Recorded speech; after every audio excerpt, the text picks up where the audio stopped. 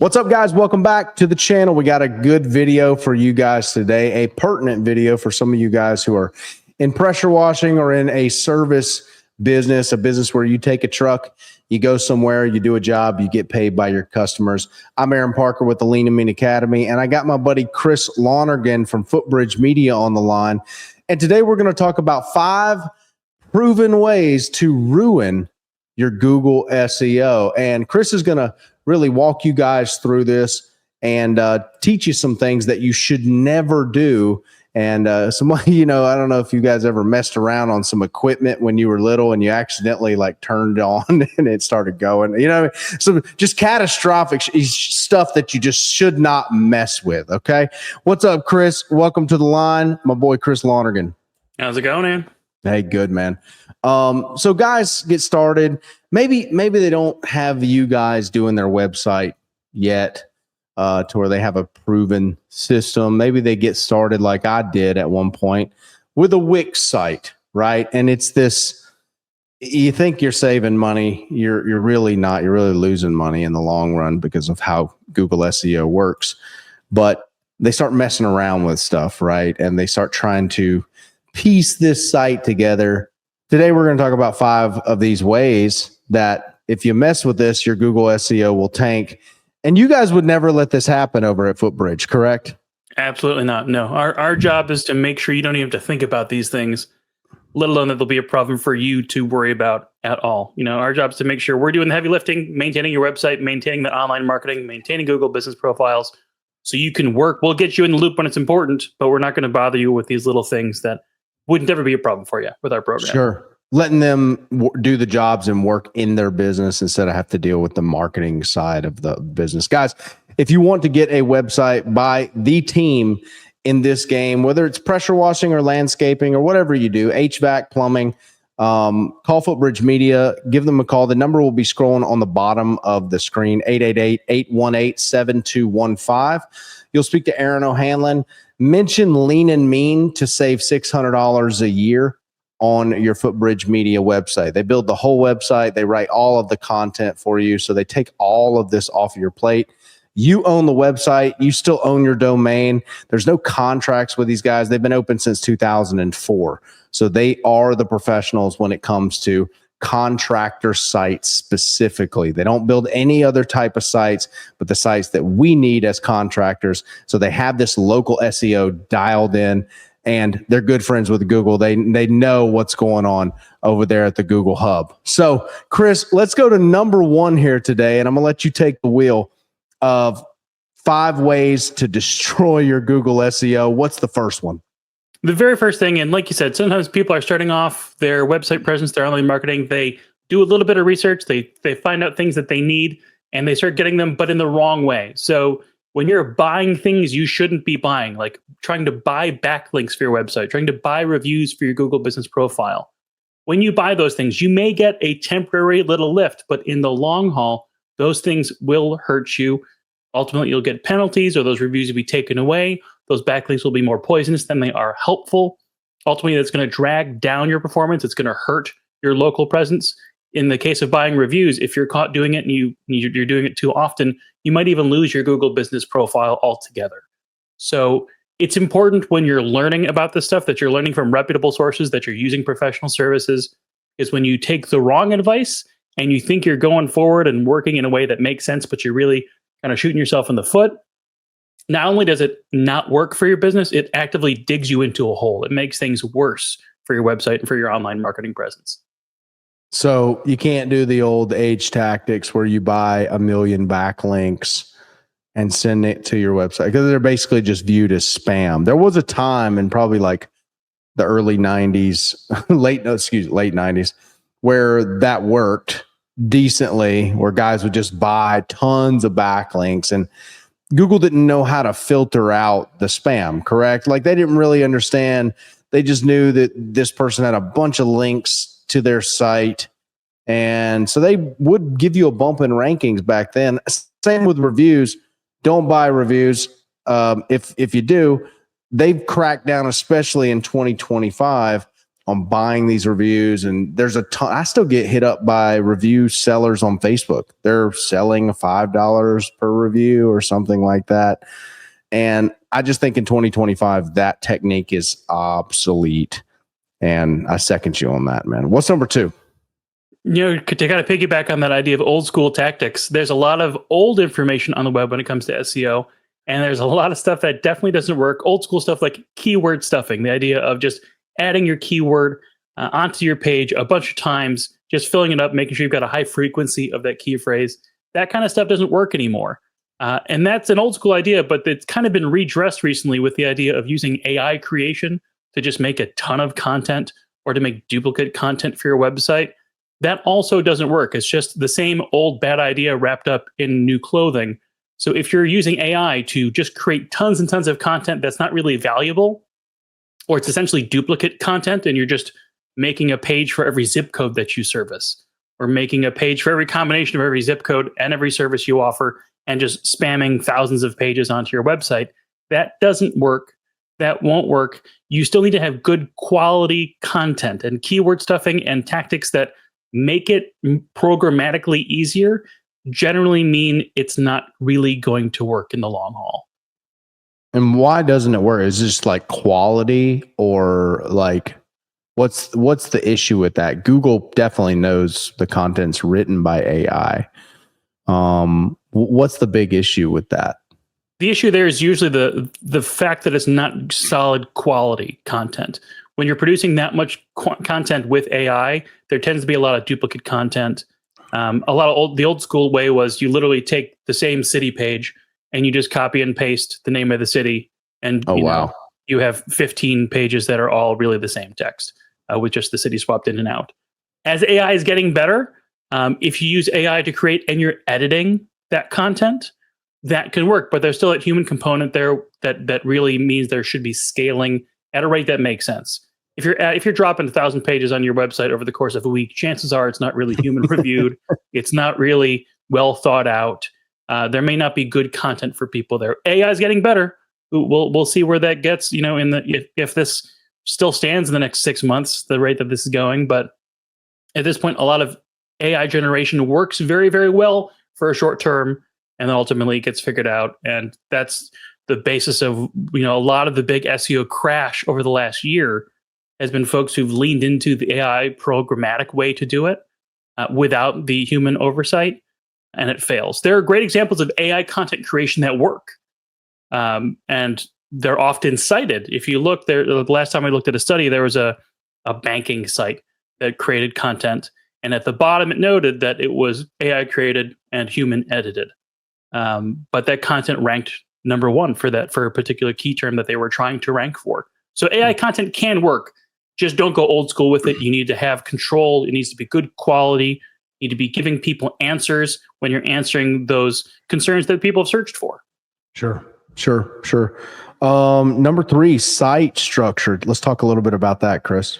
Yeah, your site structure is really important, and that means a lot of things. It means your menus, making sure that things are easily accessible. It means having good call to action positioning. So you should, at the very top of your website, the very bottom of your website, have some sort of ability for, especially for contractors, for someone to click to get a quote or click for consultation. Make sure you have the buttons in the right spot. That also means internal linking. So there are ways that your website should link between other pages, from its homepage to a service page, or from service pages to home pages. All of this interlinking kind of spiderwebs and shows Google the hierarchy of your site, the priority of your site. So if you don't have any good internal linking, then Google's going to have a harder time understanding your structure, understanding what's important on your website. So that site structure helps people to get around, to figure out who you are, to figure out if you're the right answer for their needs. But also helps Google to really understand your website, what's important to you as a website builder, when you've created this particular entity. So you're trying to, again, kind of spoon feed information to Google about what's really important, so that when Google looks at your site, they can determine, yes, they should rank for this particular thing because it's important, because people go to it, and because people say, and because the content goes to that information. Absolutely. So site structure, how the data is structured on the site is what you're saying, to spoon feed it to Google, because when they crawl the site, when their little spider bots crawl the site, right? They go through all of the different corridors of your site. It's really the colonoscopy of your site, if you will. They probe they probe the site to see where all of these links are going. Where is there interlinking? Is there structure? Do the for some of you guys won't know what this is called, but it's called breadcrumbs. Where do the breadcrumbs lead? Does it make sense for the end user, right? When they click on a menu item and it leads to somewhere else, is there relevance to these two pages? And why did one click take me to this place? They're making all of these probably thousands of connections that we don't even know about, frankly, that are probably part of their algorithm, all the way down to site speed, of course. But site structure is very important. Chris, let's talk about redirects. So redirects are a huge issue, especially if you maybe you buy a new domain name, or you've lost your website and you're going to a new website name. If you've redesigned your website, overhauled your website design, redirects are essentially little bits of code that are like mail forwarding. Like if you move a physical address, you tell the post office you're moving and they send your mail to your new house for a certain amount of time. You need the same thing on your website. And we've seen lots of problems where people will leave our service, for example. They'll leave Footbridge Media and they'll launch a brand new website thinking that they're improving it. And there'll be no redirects. So that's to say, if you had domain.com/pressure washing, and now that page is gone and you have pressure washing company instead. Well, if Google knew that pressure washing page existed and they're going to that address and they find nothing, after a certain point, they're going to say, well, I guess that's gone. And any value associated with that page, any good SEO juice that was built up for that page, if that page was ranking, your new page isn't going to rank because Google can't connect the dots. Redirects are about connecting the dots between old pages of content and new pages of content.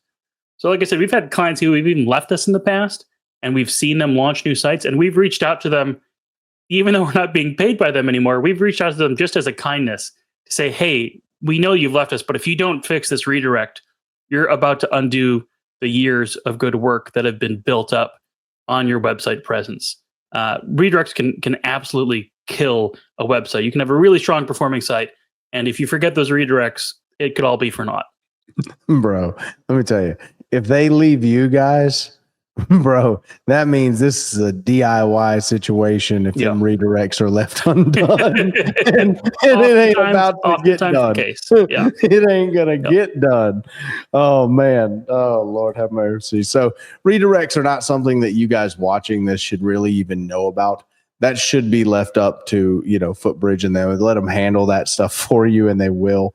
But it's just funny to me. I'm gonna go somewhere else, and now you crash the whole damn site. Like everything's done. Number 5 is letting your site go down, or not keeping up with your domain, or leaving it unpaid or something of that nature. What happens when you let your site go down, Chris?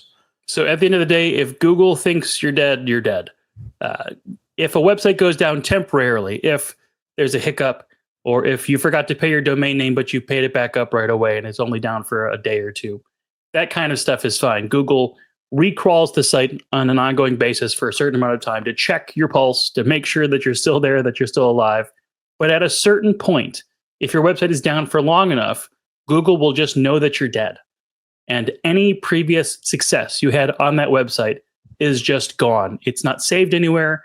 It's gone. So if your website's down for 2 or 3 months, chances are at that point, after the 3-month period, Google is not really going to help you rank again. Even if you put the same exact website up again, repost all the same content, all the same page structure, you're basically going to start off from the bottom again, because you, at this point, are a new domain. You're essentially a new domain again. You're a new entity that Google's got to figure out and recrawl. And your domain age, that history may help you a little bit, but you're still going to be way far behind compared to where you were ranking before. If you're ranking number 1 for a term and your website goes down for 3 months, as soon as you repost, you're not going to be ranking number 1 again. Oof. as my son would say. Big oof, big oof. Don't allow that to happen, guys. Chris, thanks for coming and explaining this. These SEO faux pas, these torpedoes to ruin your Google SEO. Everybody wants more leads. Google is a great place to get it. Guys, thanks for tuning in today. If you want to get your website done by Footbridge Media, they're the best in the game. Give them a call. Mention Lean and Mean to save $600 a year on your Footbridge Media website. I still have them run all of my websites as well. 888-818-7215. Ask to speak with Aaron or one of the sales guys there, and they'll get you fixed up. I'll also put a link to the Footbridge Media deal, the Lean and Mean deal, in the description of this podcast and in the description of this video, so you guys can just go directly to that page. Just check it out. There's obviously no contracts with these guys. They want you to win. They want to win, and they want you to win. They want it to be a symbiotic relationship that benefits you and benefits them as well, to where they can be a long-term deal, and you can run your business happily, and the marketing is all taken care of, and you're not having to worry about that entire wing of the company. The marketing side of the company, man, being a CMO now and having 6 or 7 people that work underneath me, and they all report to me on what they're doing as far as the ads and everything of that nature.